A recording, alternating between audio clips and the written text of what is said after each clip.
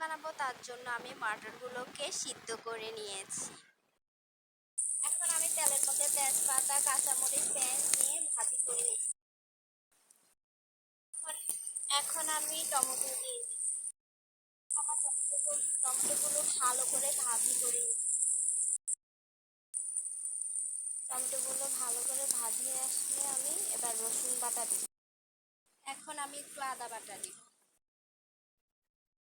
আমি হলুদ মরিচ জিরার গুঁড়ি দিয়ে দিই, লবণ দিয়ে দিই। এখন আমি এগুলো সুন্দর করে নেড়ে ছেড়ে এখন আমি ভর্তা করা আলুগুলো মশলার মধ্যে ভেজে নেব।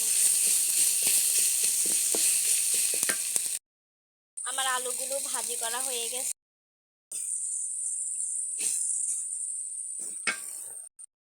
পানি দিয়ে ফেলব। এখন আমি ভেজে রাখা মশলাগুলোকে গুঁড়ি করে নেব।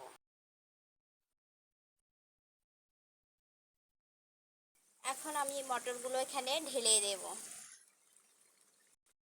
এখন আমি ঘুগনিগুলোকে ঢেকে দেব, ঢাকনা দিয়ে ঢেকে।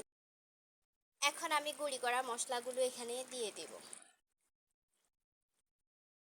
এবার আমি সবগুলো মশলা মিক্স করে ফেলব।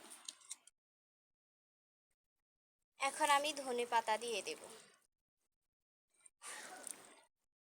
আমার ঘুগনিগুলো রেডি হয়ে গেছে।